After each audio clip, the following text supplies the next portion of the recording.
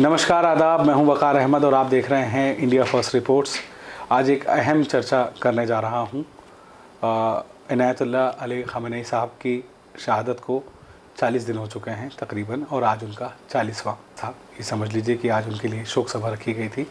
दिल्ली की Iran embassy में लाखों की तादाद में लोग रहे। वहाँ पर क्या कुछ हुआ, क्या लोगों ने महसूस किया, किस तरह से उन्होंने अपने सुप्रीम लीडर की शहादत को जिस तरह से अपने इम्प्रेशंस दिए, वो माहौल क्या था। वहाँ के लोग जिन्होंने उसको अटेंड किया, उनमें से एक बहुत अहम शख्सियत आयरन लेडी एमन रिजवी जी मौजूद थी। उस गम में भी शरीक थी और उस जीत में भी शरीक थी।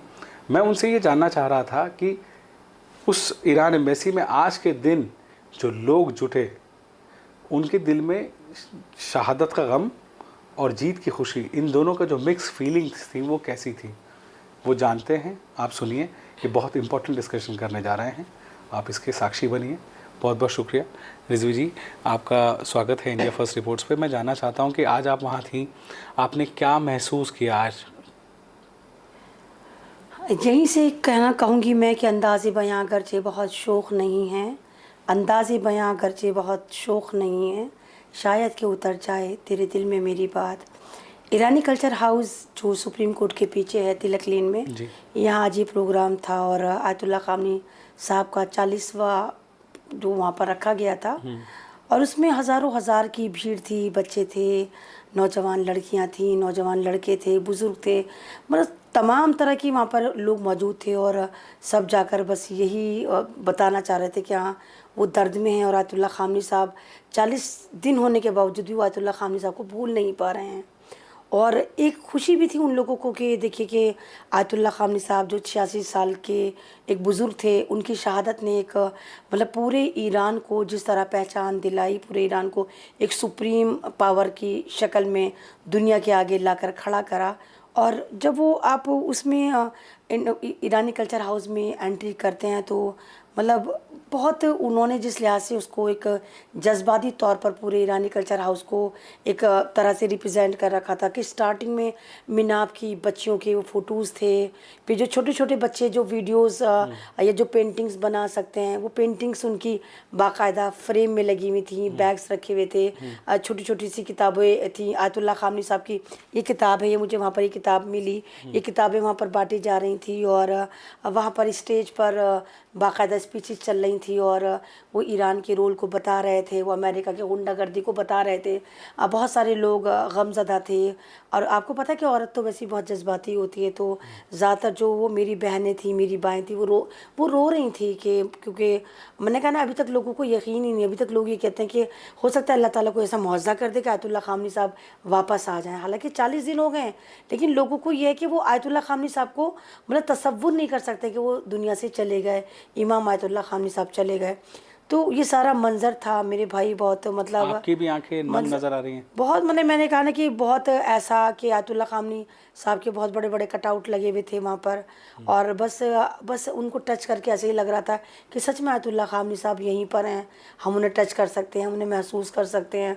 लेकिन बस वही है कि अल्लाह ने उनको शहादत का दर्जा दिया, अल्लाह ताला हम सबको भी शहादत का दर्जा दिया, और अल्लाह ताला आयतुल्लाह ख़ामेनी साहब की शहादत को कबूल करे। आयतुल्लाह ख़ामेनी साहब की शहादत ने, ये देखिए कि एक बंदे की शहादत ने और उन 200 बच्चों के करीब जो शहादत है, उन्होंने ईरान को जो एक मकाम दिलाया, एक मर्तबा दिलाया और ईरान के वक़ार को बरकरार रखा। तो उसमें आयतुल्लाह ख़ामेनी साहब को लोग जो हैं वो सलाम करते रहेंगे। और मैंने पहले भी कहा कि आज जिस तरह करबला का एक वाक़या है और करबला को पूरी दुनिया और इस्लाम एक वैल्यू के उस पर रखती है और याद रखती है कि करबला की जो लड़ाई है, तो करबला की जो शहादत है, उस शहादत के बाद अगर दुनिया ने कोई सबसे बड़ी शहादत दी, इस इस्लाम ने कोई शहादत दी, किसी इमाम ने अगर शहादत दी, तो उसमें बाखुदा का नाम लिखा जाएगा तो आयतुल्लाह ख़ामेनी साहब का लिखा जाएगा कि आयतुल्लाह ख़ामेनी साहब एक 46 साल का एक ऐसा बुज़ुर्ग जो शेर से कम नहीं था, तो दहाड़ता था और जिसके पीछे तमाम दुनिया चल रही थी, जो मतलब वो ये नहीं देख रहा था कि वो शिया है कि सुन्नी सुननी है, क्योंकि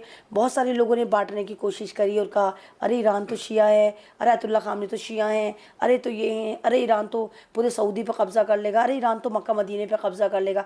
ईरान ने कुछ करना होता पहले का कर लेता, लेकिन ईरान ने कुछ नहीं कहा। ईरान ने, क्योंकि जहाँ पर एजुकेशन होती है ना वक़ार भाई, वहाँ पर ना बड़ा इंसान सलीके तरीके से लगता रहता है और वो हर चीज़ ना अल्लाह पर छोड़ देता है, क्योंकि वो फिर आप जैसे आप कहते हैं कि इंसान ना फिर तमाम चीज़ों को जो कैलकुलेट कर रहा होता है ना, वही सोचता है कि वक्त जो होता है वो बहुत बड़ा जवाब होता है। और ईरान ने भी उसी वक्त को जवाब बनाकर तैयार रखा कि दुनिया हमें जो कह रही है, हमें गालियाँ दे रही है, अमेरिका हमें लगातार गालियाँ दे रहा है, हमारी औरतों को गालियाँ दे रहा है और कह रहा है कि हम एजुकेशन पे काम नहीं करते, जबकि एजुकेशन पे पूरी दुनिया में सबसे ज़्यादा अगर काम करा जाता तो ईरान में करा जाता है। आपको मालूम है कि ईरान की जो IQ लेवल है वो दुनिया में 5वें नंबर पर आती है, कि ईरान के लोग IQ लेवल में 5वें नंबर पे हैं। अमेरिका का आपको पता है कौन सा मकाम है? 23वां मकाम है, 23वां। जबकि कहते हैं कि यूरोप वाले ऐसे। और दुनिया में सबसे ज़्यादा जो साइंटिस्ट हैं, जो सबसे ज़्यादा जिनके पेपर पब्लिश होते हैं वो ईरान के होते हैं। ईरान में महिला भी, लड़कियां, औरतें, वो भी साइंटिस्ट होते हैं। पर दुनिया में सबसे ज़्यादा साइंटिस्ट ईरान में पाए जाते हैं। दुनिया में सबसे ज़्यादा जो एजुकेशन है वो ईरान में पाई जाती है। दुनिया में IQ लेवल अगर सबसे ज़्यादा बुलंद है तो वो ईरान का है ना। और दुनिया में सबसे ज़्यादा मतलब जो एक अकल का पैमाना है या PhD का जिसको कहते हैं, कहते नहीं बड़ा अरे तो PhD बन गया, फिलोसफर बनना है, कहते नहीं बहुत दफ़ा कहते ज़्यादा फिलोसफी मत बघार, यानी फिलोसफी यानी PhD। तो PhD जो करा हुआ है वो ईरान ने सबसे ज़्यादा दुनिया में PhD होल्डर हैं, तो वो ईरान वाले हैं। उनके फ़ौजी हैं, उनके कमांडो हैं, उनके MPs हैं, मतलब उनके जितने मेंबर ऑफ पार्लियामेंट हैं, उनके इमाम सारे के सारे PhD करे हुए हैं। तो एक सवाल मेरा ये था कि खामनेई साहब की शहादत का पूरी दुनिया में ढोल नहीं पीटा ईरान ने, उनकी शहादत को कैश करने की कोशिश नहीं की, उनकी शहादत से फ़ायदा उठाने की कोशिश नहीं की। अलबत्ता जो बच्चियों की शहादत हुई मनाब में, उसका जहाज़ जब पाकिस्तान पहुंचा और उस चीज़ को जब ईरान ने पेश किया कि देखो हमारे साथ किस कदर जुल्म हुआ है, उसके बावजूद भी ईरान उस कंडीशन में है कि विन विन सिचुएशन में है और वो उसको भी नहीं मना रहा। इतनी ज़्यादा सेंसिटिवली इस पूरे मुद्दे को लेके चल रहा है और पूरी दुनिया के पटल पे हर एक एंगल से उसने अपनी बात कही और अपनी जीत का मुजाहरा किया। अब आपको क्या लगता है, पाकिस्तान में जो टॉक्स अचानक से रुक गई और मिनाब की जो प्रेजेंटेशन बच्चियों की जो हो रही है, उससे पूरी दुनिया पे क्या असर पड़ रहा है और इस टॉक का आप क्या इसको किस नज़र से देखती हैं? देखिए, सबसे पहले तो क्या नाम है, आप ये देखिए कि वो टॉक पाकिस्तान में रखी गई तो सबसे पहले तो नाकामी यही थी। मैंने परसों भी आपके उसमें इंटरव्यू में बोला था कि देखिए वक़ार भाई ये टॉक कामयाब नहीं होगा, क्योंकि देखिए जगह भी एड्रेस और एड्रेस भी मेंटेन करती है ना। आप एक ऐसे मुल्क में उस टॉक को कर रहे थे कि जिस मुल्क का जो प्रधानमंत्री है, उसकी वाइफ, उसकी पूरी पार्टी जो है वो जेल में सड़ रही है ना। और एक वहाँ पर कमीशन एजेंट वहाँ पर बैठे हुए हैं जो चोर चकार हैं और जो अमेरिका के आगे सरेंडर रहते हैं। कुल मिला के पाकिस्तान खुद चोर है, खुद चोर है। और खुद ही आप ये देखिए कि मतलब ट्रम्प का तो कोई अस्तित्व है नहीं। एक ज़माने में हमारे बहुत अच्छे ताल्लुकात थे। हमारे प्रधानमंत्री तो खुद ही क्या कर रहे थे, अब की बार ट्रम्प सरकार, कितने अच्छे हमारे रिश्ते रहे अमेरिका से। तो हिंदुस्तान को जलाने के लिए शायद उसने पाकिस्तान में टॉक रखा होगा और अमेरिका खुद चाहता था कि टॉक नाकाम हो। जैसे आपने कहा कि ईरान नहीं चाहता या ईरान ने कैश नहीं करा अयतुल्ला खामनी साहब की शहादत को, लेकिन ईरान ने जिस जहाज़ में ईरान के 175-80 के करीब डेलीगेट्स पाकिस्तान पहुँचे थे, तो ईरान में जो मतलब वो जहाज़ गया है, उस जहाज़ में मीनाब की बच्चों की तस्वीर लगी हुई थी और कुर्सियाँ जो जहाज़ के अंदर की सीटिंग होती हैं, सीट पर बच्चों का बैग रखा था, उनकी फ़ोटोज़ रखी हुई थी। और उन्होंने डेलीगेट्स ने कहा हम अकेले नहीं आए हैं, हमारे साथ ये बच्चे भी आए हैं जिनको आपने मारा है, जिनका कोई कसूर नहीं था, वो छोटे से थे, वो माइनर थे, वो हमारे साथ आए, वो भी बात का हिस्सा बनेंगे। वो तमाम शहादतें लेकर आया था। तो उसने कोई प्लेइंग कार्ड नहीं खेला, उसने कोई विक्टिम कार्ड नहीं खेला। हाँ, लेकिन ये रहा कि ट्रम्प का नाम ट्रम्प है, लेकिन ईरान ने उसको आप ये कह सकते हैं कि हुक्म की दुग्गी बनाकर डाल रखा है कि और सारे ट्रम्प के इक्के जो हैं वो ईरान के पास हैं। ईरान जिस तरह से मतलब एक तरह से चल रहा है, प्लानिंग के साथ चल रहा है, उनके कमांडो जिस तरह बयान दे रहे हैं, उनकी फ़ौज जिस तरह काम कर रही है, उनके जो मिसाइल हैं, उनके जो ड्रोन हैं, जिस लिहाज से सिस्टमेटिकली तरीके से लेयर बाय लेयर, और हर लेयर का नाम रखते हैं वो, जी ये वाला लेयर जा रही है, इसका नाम ये लेयर जा रही है, इसका नाम ये। और आपने ये भी देखा था कि जब इंडिया में सबसे ज़्यादा ईरान के लिए प्रोटेस्ट हुए, इंडिया में लोग रो रहे थे, अयतुल्ला खामनी साहब के लिए रो रहे थे, तो ईरान को जब पता चला कि इंडिया में हमारे लिए इतने प्रोटेस्ट हो रहे हैं, तो ईरान ने हमारे लिए गैस की कंटेनर भेजे, ईरान ने हमारे लिए पेट्रोल के कंटेनर भेजे कि इंडिया की जो आवाम है वो परेशान नहीं होनी चाहिए, क्योंकि इंडिया की आवाम और ईरान की आवाम बिल्कुल ऐसे मुत्तहिद होकर रहती है। और उसके बाद ईरान को समझ नहीं आ रहा था कि वो इंडिया के लोगों का, यहाँ की आवाम का, यहाँ के जज्बात का किस तरह मतलब एक तरह से बदला उतारे या रिवार्ड दे। तो उसको यही समझ में आया, उसने क्या करा, मिसाइलों पे उसने लिखना शुरू कर दिया, थैंक यू इंडिया, और धे इधर मार, इधर मार, इधर मार, इधर मार। तो उसने जितनी भी मिसाइलें फिर मारी इसराइल के ऊपर, जब वो इसराइल उन पर हमले कर रहा था तो बदले में जो करा था तो उस पर थैंक यू इंडिया लिख रहा था। तो हमारी बड़ी फ़ख्र की बात है। और आपने जिस तरह ये तमाम चीज़ें देखी कि 10 पॉइंट लेकर गया था ईरान, और ट्रम्प कह रहा था हाँ हमें मंजूर हैं, क्योंकि ये लोग ना, इन लोगों को कोई टॉक नहीं करनी थी, इन लोगों को थोड़ा कमर सीधी करने के लिए वक्त चाहिए था, कि इनको 15 दिन का वक्त चाहिए था जिसमें ये अपना असला जमा कर लेते, दुनिया के खुशामदे कर लेते, ये सोचते कि हमें ईरान को किस तरह बर्बाद करना है। सिर्फ इनको उस काम के लिए इसको ट्रम्प को 15 दिन का वक्त चाहिए था, नहीं तो इन्होंने टॉक नहीं करनी थी। और अब खुद अमेरिका कह रहा है कि हार्मुज खाड़ी पे तो हमने बंद करी है, हमारे कब्जा है। और ईरान को ये वाली बात समझ में आई जब ईरान ने देखा, क्योंकि आपको याद होगा 7-8 महीने पहले भी इन लोगों ने हमले करे थे अमेरिका ने ईरान के ऊपर। तो फिर वो ये हो रहा था कि नहीं, वो तमाम की तमाम चीज़ें कोऑर्डिनेट हो रही थी कि शांति वार्ता चल रही थी। अब नहीं, उसके बाद इन्होंने रमज़ान में कर दिया एकदम से हमला। अब ईरान को समझ में आया कि ईरान ने सोचा कि मतलब इसके पीछे वजह क्या है। अब ईरान ने जब इसमें दिमाग लगाया, बहुत स्टडी गई, तो ईरान को पता चला ये अमेरिका हमारे पे इसलिए हमला कर रहा है कि वो हार्मुज पर कब्जा करना चाहता है, क्योंकि उसने स्टडी करी कि रिसेंटली इसने भी वेनेजुएला का राष्ट्रपति उठा के लेकर आ गया, दिन दहाड़े उठा कर लेकर आ गया। तो उसको समझ में आ गया कि ईरान ने जब निकाला कि तमाम दुनिया का पेट्रोल जो उस पर कब्जा अमेरिका का है, तो उसको लगा कि सिर्फ एक मेरा मुल्क रह गया है, तो ये मेरे मुल्क पे हार्मुज की खाड़ी पे तो इसलिए कब्जा करना चाहता है कि वहाँ पर टैक्स लगा के इसने खूब पैसे कूटने, खूब पैसा कमाना है। और इनका जो ईरान का एक खर्ग आइलैंड है, एक छोटा सा आइलैंड बना रखा है ईरान ने, जहाँ पर ईरान का 90% पेट्रोल जो है वो स्टोर है, रिजर्व है। तो अमेरिका ने वहाँ पर भी बम्बिंग करनी शुरू कर दी कि हम इस पर भी कब्जा कर लेंगे। अब ईरान ने जो इनको गुद्दी से पकड़ा है, ईरान ने जो एक प्लानिंग के साथ लड़ा है, ईरान ने जो इनके छोटे छोटे ड्रोन ने अमेरिका का F-38, F-18, F-15 जो गिराए, जिनको अमेरिका ये दावे कर रहा था कि दुनिया उनको गिरा ही नहीं सकती, वो रडार पे आ ही नहीं सकते, उन्हें कोई चीज़ डिटेक्ट नहीं कर सकती। तो ईरान ने उनको डिटेक्ट भी करा और ईरान ने उनको बर्बाद भी करा। अब लोग ये कह रहे हैं कि जी भाई अमेरिका सुपर पावर है, अमेरिका कर सकता है। एक बात बताइए, क्यों कर सकता है अमेरिका, कैसा सुपर पावर है? आपने कभी सवाल करा, तमाम दुनिया वालों ने सवाल करा, अमेरिका करता क्या है? अमेरिका का काम है क्या? क्या करता है अमेरिका? की बिजनेस है? कोई बिजनेस नहीं है। वो सिर्फ खून का बिजनेस करता है, वो सिर्फ इंसानियत को शर्मसार करने का बिजनेस करता है, वो सिर्फ लाशों का कारोबार करता है, वो मुल्कों को बर्बाद करता है। आपने देखा किस तरह से आप तमाम इराक को बर्बाद करा, लीबिया, सीरिया, यमन, तमाम मुल्कों को ही बर्बाद करता चला जाता है। और किस तरह मतलब लाखों लोग इसने मार दिए सिर्फ इसलिए कि इसको वहाँ पर पेट्रोल पर कब्जा करना था। आप पूरा गल्फ खाड़ियाँ देख लीजिए, ये UAE है, कतर हैं, ये सऊदी अरब है, ये सारे के सारे अमेरिका के पिट्ठू क्यों थे? क्योंकि यहाँ पर बादशाह, एक तो अमेरिका कहता कि हमें जमहूरियत चाहिए, जमहूरियत चाहिए, यहाँ तो बादशाह थी।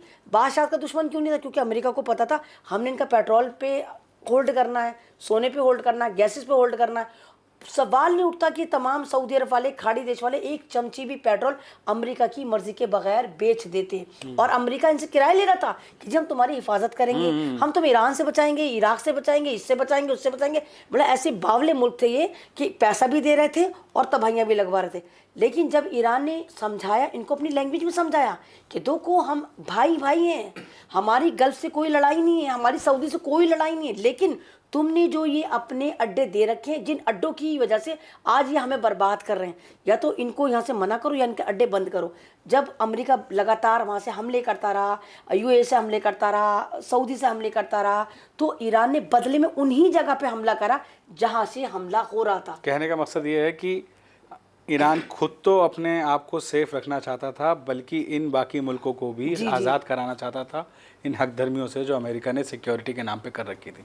बिल्कुल, बिल्कुल ऐसा ही हुआ। अब लोगों को वैसे भी आपको पता है कि हिंदुस्तान के जो लोग हैं वो जब से ये मोबाइल का ज़माना आया तो ये इनको ही नहीं पता होता कि कौन सी न्यूज़ कहाँ देखनी, कुछ नहीं देखना होता। ये सारे के सारे इंस्टाग्राम पे लगे पड़े होते हैं, उल्टी-सीधी वीडियो देख रहे होते हैं। इनको नहीं पता खाड़ी देश क्या है, इनको नहीं पता कि सऊदी अरब क्या है, इनको ये नहीं पता कि ईरान क्या है। बस ये ईरान जो है सऊदी पे हमला कर रहा है। ईरान सऊदी पे हमला नहीं कर रहा था, ईरान अमेरिका के बेसिस पर हमले कर रहा था और वो लगातार यही कह रहा था कि अगर यहाँ से हमारे पे हमले हुए तो हम बदले में यहीं पर हमले करेंगे। और आज ये देखिए ईरान की वजह से दुबई जो है 25-30 साल पीछे चला गया, कतर जो है वो बर्बाद हो गया। मतलब तो आपस में नुकसान किसका करा अमेरिका ने? तुम्हारा ही करा ना। तुम तो कलमा को भाई हो ना, भाई को भाई से लड़वाया। अगर तुम ईरान के साथ मिलकर रहते, अरे हालांकि ईरान का रिकॉर्ड है कि ईरान 6500 साल पुरानी सभ्यता है, ईरान का जो कल्चर है, लेकिन ईरान ने कभी किसी मुल्क पर हमला नहीं करा, ईरान ने किसी मुल्क को कैप्चर नहीं करा, कभी नहीं करा उसने। लेकिन अमेरिका ड्रावे देता रहता था, ड्रावे देता रहता था। और जबकि अमेरिका कितने साल पुराना, मुश्किल से अमेरिका का अगर आप इतिहास जाकर देखिए तो 250 या 300 साल पहले अमेरिका बना था। और अमेरिका रेड इंडियन का मुल्क था, जहाँ पर वो जिनको श्वेत कहते हैं वो काले काले लोग रहा करते थे। लेकिन इन्होंने क्या करा, तमाम दुनिया से वहाँ पर लोग पहुँचने शुरू हो गए। इन्होंने क्या करा, उनको ऐसी तैसी मारी, उनको मारना शुरू करा, कत्ल व गारत करी, उन्हें गुलाम बनाया और वहाँ पर कब्जा कर लिया। आपको नहीं पता कि ट्रम्प कहाँ का, ट्रम्प की जो ओरिजिनल ट्रम्प जो जिस खानदान से आता है उसका खानदान आप ये देखिए जर्मनी का है। ट्रम्प जर्मनी का, इसकी माँ स्कॉटलैंड की, मतलब ये वहाँ जाकर बस गए। और ट्रम्प की स्टेटमेंट देखिए, अभी भी वो ये कह रहा है कि अगर मतलब मैं अमेरिका से निकाला जाता हूँ तो मैं तो जाके वेनेजुएला का राष्ट्रपति बन जाऊंगा। मतलब तुम एक सुप्रीम पावर खुद को कह रहे हो, कहलवा रहे हो, और तुम उस वक्त उस डिग्निटी पर हो, और अपना एस्केप प्लान भी ढूंढ रहे हो। मतलब अपना ये भी देख रहे हो कि तुम्हें कहाँ भागना है। मतलब ट्रम्प को यही नहीं पता कि तुम्हारे एक स्टेटमेंट से, तुम्हारी एक लाइन से अमेरिका की डिग्निटी पर, अमेरिका के वकार पर, अमेरिका के डॉलर पर कितना फर्क पड़ रहा है। बहुत ज़्यादा लोग अमेरिका को गालियाँ दे रहे हैं, ट्रम्प को कोई गालियाँ नहीं दे रहा, सब अमेरिका को दे रहे हैं। और जिस लिहाज से आप ये देखिए सऊदी में, दुबई में, कतर में, जहाँ पे तमाम ये जितने इन लोगों की कंपनियाँ थी, क्योंकि अमेरिका ने इनके पेट्रोलों पर कब्जा करा और यहाँ पर सारी अपनी कंपनियाँ बना दी। सारी कंपनियाँ अमेरिका की थी, इजराइल की थी। अब जब बदले ने ईरान पर उन पर हमला करा, चाहे वो अमेजॉन की हो, चाहे वो गूगल की हो, चाहे वो सिटी बैंक हो, बहुत सारी ऐसी और भी बहुत सारी कंपनियां जिस पर ईरान ने हमला करा, उनके हेडक्वार्टर पर हमला करा। तो जब हेडक्वार्टर को उड़ा दिया तो क्या डॉलर नीचे नहीं जाएगा, क्या रेपुटेशन नीचे नहीं जाएगी? और अब उसके बाद ईरान ने एक और नया निकाल दिया है, इनके मतलब गले में ऐसे पट्टा डाला है, इनको ऐसे गुद्दियों से पकड़ा है। ईरान ने कह दिया अब कोई भी डॉलर में, एशिया वाला तो कम से कम कोई डॉलर में व्यापार नहीं करेगा पेट्रोल का। हम जो पेट्रोल देंगे, ईरान जो पेट्रोल दे रहा है चाइना को यान में दे रहा है, ईरान को उसको रशिया को रूबल में दे रहा है, और जहाँ पर होता है वो अपना जो उसका मेरे ख्याल से जो उसकी करेंसी ईरान की कहलाती है, रियाल कहलाती है, शायद वो उसमें कर रहा है। मतलब कि डॉलर का जो दबदबा था एक बेवकूफ़ी से, मतलब ट्रंप को जो एक व्हाट्सएप से पता नहीं कहाँ से इसको पता चला था कि आयतुल्ला खामनी को मार दो, ईरान तुम्हारे कदमों में होगा, तुम्हारा नाम का जो तुम्हारा पालतू कुत्ता वहाँ पर कोई आकर बैठ जाएगा जो तुम्हारा गुलाम होगा, और तुम ईरान का जो है रजीम चेंज कर दोगे। आयतुल्ला खामनी साहब को तुमने शहीद करके यही सोचा था, लेकिन तुमने मिस कैलकुलेशन करा। जिस कौम को तुमने 45 साल से बंद कर रखा है एक फसील बंद शहर में, तो तुम्हें क्या लग रहा था वो चुपचाप बैठे होंगे? वो तो तरक्की कर रहे थे, उनको तो पूरी तरक्की करी उन्होंने। दिल के अरमा आंसू में बह गए, बिल्कुल दिल के अरमा आंसू में बह गए। बिल्कुल यही है कि आप ये कि चांटा लगा, कहाँ कहाँ लगा, कैसे कैसे लगा, इनको खुद नहीं पता कि कहाँ कहाँ जलील हो रहे हैं। और ट्रंप अभी बाज नहीं आ रहा है उल्टी सीधी स्टेटमेंट देने से। 6 महीने बाद वहाँ पर अमेरिका में इलेक्शन है, ट्रंप की पार्टी की रेपुटेशन बहुत ज़्यादा ख़राब है। तमाम लोग, तमाम आर्मी में एक तरह का ये कहिए कि पूरा का पूरा वो ट्रंप के ख़िलाफ़ हो चुके हैं, कह रहे कि इसको हटाओ, ये पागल हो चुका है, सब कुछ। इन्हें क्या करे, सारे के सारे आर्मी के बड़े बड़े चीफ़ों को हटा दे कि नहीं मैं यहीं बैठा रहूँगा।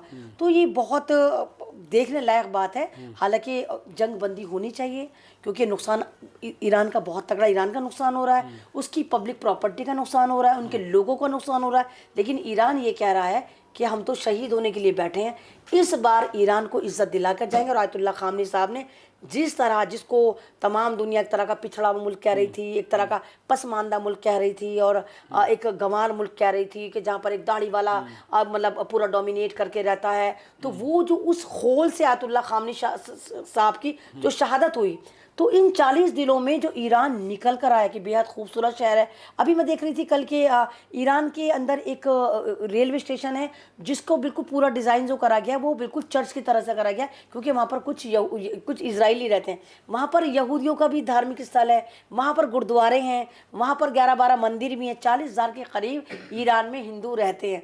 और ये हमारी बदनसीबी है कि हिंदुस्तान के फिर भी बेवकूफ़ लोग जो है वो फिर भी कहते हैं कि आई स्टैंड इजराइल। बहुत अहम बातें आपने की, आपका बहुत बहुत शुक्रिया। उम्मीद करता हूँ कि आपसे दोबारा बात करने को ज़रूर मिलेगा। आप पाकिस्तान में जिस तरह से इनविटेशंस दिए गए दोनों मुल्कों को, और ईरान ने सीधा सीधा कह दिया कि मेरे हुजरे में नहीं और कहीं पर रख दो, आसमां लाए हो ले आओ ज़मीन पर रख दो। यही इम्पॉर्टेंट बात है ईरान में कि खुददारी नहीं जाएगी, झुकेगा नहीं साला। ये बहुत इम्पॉर्टेंट बात है। साथ ही खमनेई साहब की आज शहादत को 40 दिन पूरे हुए, उनका 40वां था। और इसके लिए मैं एक बात कहना चाहूँगा कि उसने सुकूत व शब में भी अपना पैगाम रख दिया, हिजर की रात बाम पर माह तमाम रख दिया। और खमनेई चाहिए कितनी मोहब्बतें तुम्हें, माओ ने तुम्हारे नाम पर बच्चों का नाम रख दिया। कैमरामैन मोहम्मद इकबाल के साथ मैं वक़ार अहमद, दिल्ली।